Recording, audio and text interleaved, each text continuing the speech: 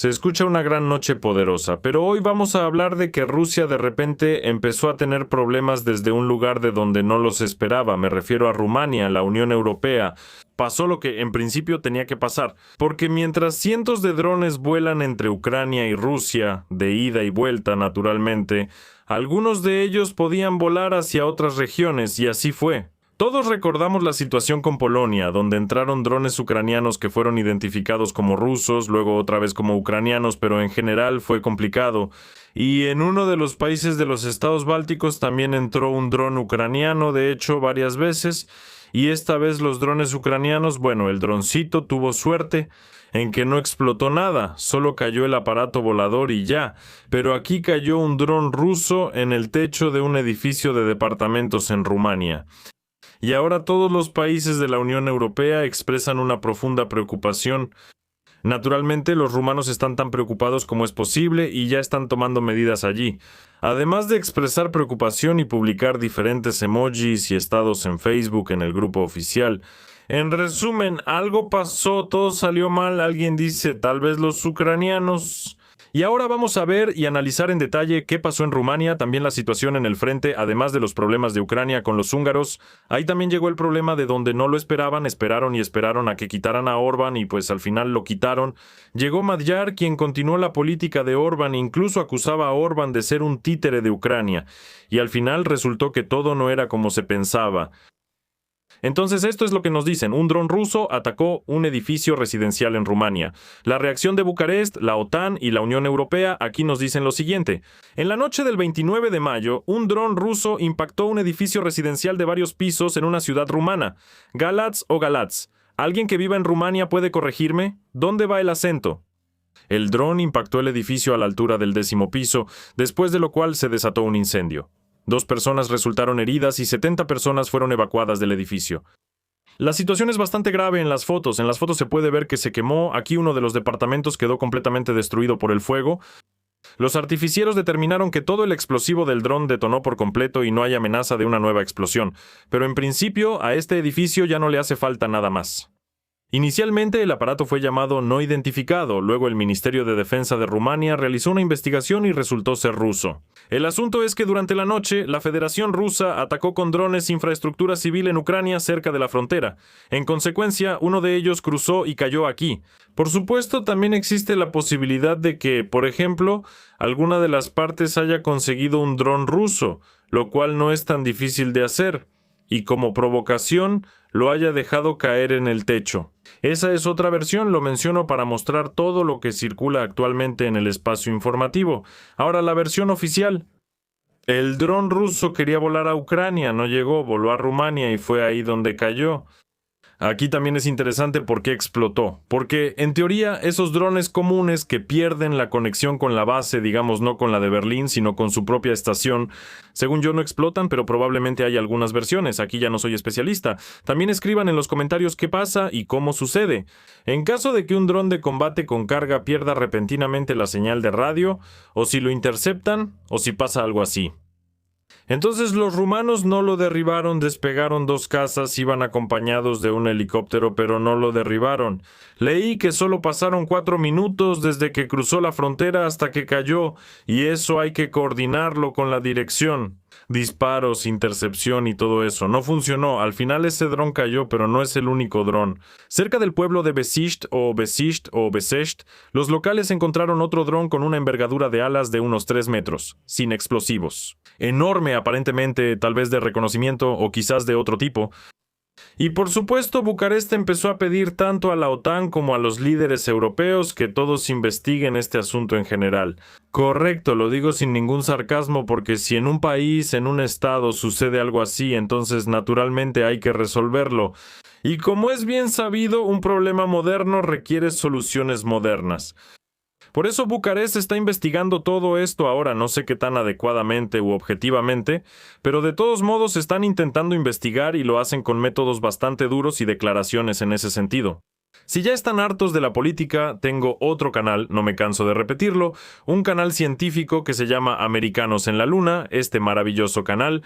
Pueden suscribirse a él colocando el cursor de su mouse sobre la campanita y de inmediato tendrán acceso a un montón de materiales. y sobre la lucha contra la ignorancia, como los contactados, y quién construyó las pirámides con los Anunnaki. Y también hay resúmenes bastante científicos, por ejemplo, sobre los problemas de la cosmonáutica y la construcción de una base lunar por parte de los humanos, y mucho, mucho más. Así que suscríbanse. Es sumamente interesante, además, vuelvo a enfatizar, no hay política y se presentan noticias interesantes, hechos, artículos y mis propias reflexiones sobre todo esto. Así que así es. Así, por ejemplo, después de la caída de este dron, Rumania cerró de inmediato el consulado general de la Federación Rusa en Constanza, además expulsó al cónsul general Andrei Kosilin, declarando a esa persona non grata, y quien lo anunció no fue otro que el propio presidente de Rumania, Nicu Dan. Los rumanos realizaron una reunión del Consejo Supremo de Defensa del país. La convocaron. Precisamente por esta razón llamaron a la caída del dron el incidente más grave que ha afectado el territorio del país desde el inicio de la guerra de agresión de la Federación Rusa contra Ucrania. En consecuencia, prometieron tomar medidas proporcionales, y el representante oficial del Ministerio de Relaciones Exteriores de la Federación Rusa también respondió. María Zaharova, en este caso, declaró que las medidas de represalia en relación con la declaración del cónsul general ruso como persona non grata y el cierre del consulado general no se harán esperar. Hasta donde recuerdo, Rumania es un estado bastante amistoso con la Federación Rusa. Puedo estar equivocado, pero al menos eso he leído, visto y escuchado de conocidos. Y de repente se produjo semejante escalada. Por supuesto, Rumania no es el país más rico ni más poderoso, pero aún así, su opinión en la Unión Europea sobre todo lo que está ocurriendo puede considerarse un factor importante. Digamos que por ahora no está claro qué pasará después, pero el hecho de que haya surgido un nuevo motivo para escalar, otra vez la guerra, imponer nuevas sanciones a la Federación Rusa y probablemente dar más dinero a Zelensky como defensor de toda Europa contra los ocupantes. Bueno, al final eso es lo que parece que va a pasar, tal vez no, pero me parece que esto huele a más dinero. Escriban en los comentarios qué piensan al respecto. Otro problema para la Federación Rusa, al menos así lo evalúan los analistas ucranianos, y lo más interesante es que los analistas rusos lo evalúan de manera opuesta. Y de hecho así ha sido desde el inicio de la guerra o incluso antes. Así que dicen que el ejército de la Federación Rusa comenzó a retirarse en dos frentes clave. Un experto habló sobre los cambios en el frente. La verdad, tú consideras a Mochka como un experto así nomás, que para todos los barberos, él es el barbero, siempre con una cara seria y complicada. Da la impresión de que no terminó de comer sus vareniki en el restaurante más cercano llamado Kip. Pero de todos modos, vamos a leer qué piensa al respecto. Entonces él dice que la Federación Rusa no solo tiene problemas con la ofensiva, sino también con mantener ciertas posiciones. Por cierto, su cargo es jefe del Consejo de Reservistas de las Fuerzas Terrestres de las Fuerzas Armadas de Ucrania. ¿Qué significa eso? La verdad no tengo idea. Escribe tú qué. En las regiones de Zaporilla y Dnipropetrovsk ya están avanzando, o retrocediendo, no, están avanzando, perdón. Y, según él, Rusia sigue amenazando con nuevos ataques masivos contra Kiev. ¿Y no solo tú hablas de eso, Mochka? Bueno, por ejemplo, Shoigu, que ya por segundo día consecutivo declara que estamos preparando un ataque de represalia, y ese golpe de represalia, en general, ya está anunciado en todas partes. Y la OTAN ya expresó su profunda preocupación. Está tan preocupada que ni puede comer y todos los demás también están sumamente preocupados. En resumen, resulta que tenemos un mundo lleno de personas y estados preocupados. ¿Eres Mocha? Dice que incluso en el punto máximo de los ataques masivos actuales, Rusia en realidad está operando al máximo de su potencial. Y para acumular nuevos misiles, el Kremlin necesita tiempo, recursos, finanzas y capacidad de producción. Bueno, en resumen, otra vez están acabando los misiles, otra vez no les dieron, parece que solo tienen para 2 semanas, aparentemente esa es la situación. Por un lado, entiendo a estos barberos, dicen lo que les meten en la cabeza con esos manuales, digamos, pastillas de memoria, pero a veces es muy extraño, especialmente en lo que respecta a la supuesta escasez de misiles. ¿Cuántas veces ya, creo que decenas de veces, se ha dicho que a un lado se le están acabando los misiles y al otro también, pero ustedes tienen un montón allá? Tanto en Ucrania como en la Federación Rusa hay misiles que se envían para matar personas. Desafortunadamente, no está claro cuándo terminará esto, pero de nuevo la situación se está intensificando y ya está ocurriendo ahora mismo. Por ejemplo, hace poco leí que en Yamal hubo una alerta aérea, y especialistas ucranianos, digamos, afirmaron que fue obra suya, y esa alerta aérea fue causada por ataques con misiles incluso en Yamal. Es posible, dicen las personas, y en particular los participantes de nuestro chat. Por cierto, suscríbanse, apunten la cámara, el teléfono o el smartphone a este código QR y entren ahí cuando lo necesiten, o en la descripción hay un enlace directo, hagan clic en la descripción del video y también entran ahí. Entonces dicen que tal vez es una alarma de práctica, tal vez detectaron un dron, alguien dice que detectaron un misil balístico, aquí hay muchas opiniones. Por ahora, solo son opiniones. Si saben con certeza, escriban su opinión en los comentarios, o mejor aún, la información exacta que tengan. En el Distrito Federal de los Urales, y de hecho en todo el distrito por primera vez, se declaró una alerta por peligro de misiles. Está vigente en las regiones de Sverdlovsk, Chelyabinsk, Kurgan, Tyumen, así como en los distritos autónomos de Yanty-Mansi y Yamalo-Nenets. Además de todo, se suspendieron las operaciones en los aeropuertos de Ekaterimburgo, Chelyabinsk y Perm.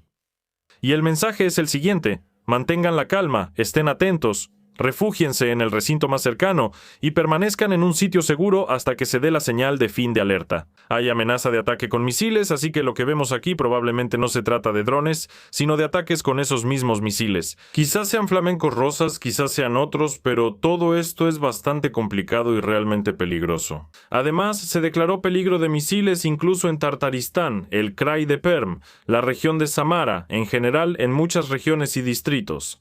Por eso, no se sabe qué está pasando ahí ahora. Es posible que vuelvan a ocurrir nuevos bombardeos. Y, por cierto, leí una noticia recientemente que sí, así es. Resulta que ahora hay mucha presión sobre las refinerías de petróleo.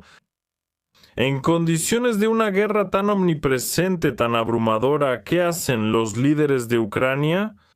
Planean regresar a 8 millones de personas a Ucrania. Me sorprendí cuando lo supe. Primero, hasta ahora decían que al extranjero se habían ido 6 millones. Se fueron 6.500.000.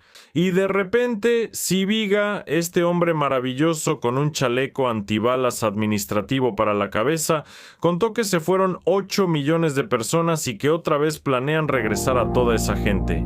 Ayer leí una noticia sobre la creación de un nuevo ministerio, Minied. El Ministerio de Unidad ya existía, pero a su ministro casi lo encarcelan. Ese era Chernishovka, de Zelensky, y ahora están creando un nuevo ministerio.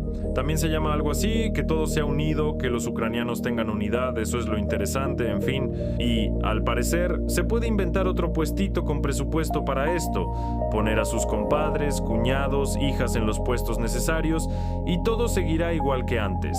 El ministerio trabaja, el presupuesto se gasta, pero los resultados, no hay resultados. Como decía uno de los personajes de nuestros programas diarios, estamos muy satisfechos con los resultados de nuestro trabajo, pero lamentablemente ellos no tenían resultados. O los resultados son sin sentido o infundados. Ahora intentaré encontrar para ustedes a esta gran persona. Entonces, aquí está, creo que es Pashaev quien se encargó del caso de Efremov, y esto es lo que dice: estamos lo más satisfechos posible con nuestro trabajo, pero desafortunadamente nuestro trabajo no dio resultados. Así están las cosas, no hubo resultados y por eso pasamos a lo nuevo. Supongo que Madyar tendrá que esperar por ahora. Y yo tengo el video de ese mismo Sibiga del que les hablé antes y no mostrarlo es imposible. Esto es simplemente lujo, brillo, belleza. Él mismo, su trajecito, su conocimiento del inglés, todo es perfecto, simplemente escuchemos lo que dice, así que activamos el sonido, activamos a Sibiga en su lugar, vamos. A este ni siquiera le dan 6 y 8 millones de ucranianos están obligados a permanecer en el extranjero. Usted tal vez se ve obligada a estar en el extranjero. Imagínese, salieron y todos están obligados. Ahora consiguieron trabajo y reciben un salario. Allá, unos ganan 1,000, otros 2,000, otros 3,000 y algunos incluso más euros. Y así realmente obligados se sientan y piensan: Dios, quiero regresar a mi país, ya sea como ingeniero o a la fábrica por $300. ¿De verdad lo desean? Bueno, eso es lo que cuentan, la verdad, no sé, aquí sin gafas, las gafas ayudan mucho a protegerse de la radiación ionizante que lo penetra todo. Eso es patriotismo, es ultra patriótico y toda esa fuerza. Ahora ya no tenemos miedo, tú y yo. Para nosotros esto realmente ya se convierte en un desafío sin peligro. ¿Nosotros? Para nosotros, sí, trabajamos duro, yo, el tractor, no me canso, ustedes se cansan, repitan.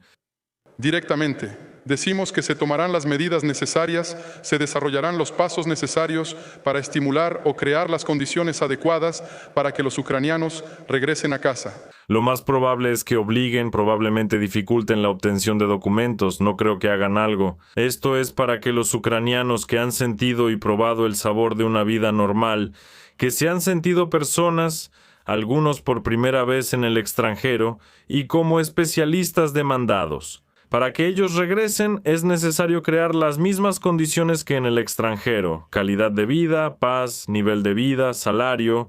La comida no es muy cara, bueno, depende de dónde, claro, pero en muchos países europeos ya es más barata que en Ucrania. Todo esto debe estar junto para que al menos alguien regrese. Bueno, naturalmente también vivienda y otras cosas. ¿Qué va a ofrecer Siberia? No sé si va a empezar a enseñar inglés a todos, o si va a invitar a Zaluzhny para que diga su good morning. No lo sé, pero decir algo así frente a la cámara, pues hay que ser responsable con lo que uno dice. Las acciones son el objetivo estratégico principal. Sin duda, para esto deben crearse condiciones, ante todo, de seguridad en la patria. Pues sí, es el fin de la guerra, tío, el fin de la guerra. ¿Quién puede garantizarlo? La verdad no lo sé. Ya firmaron un acuerdo con Trump para proporcionarle recursos a cambio de garantías de seguridad.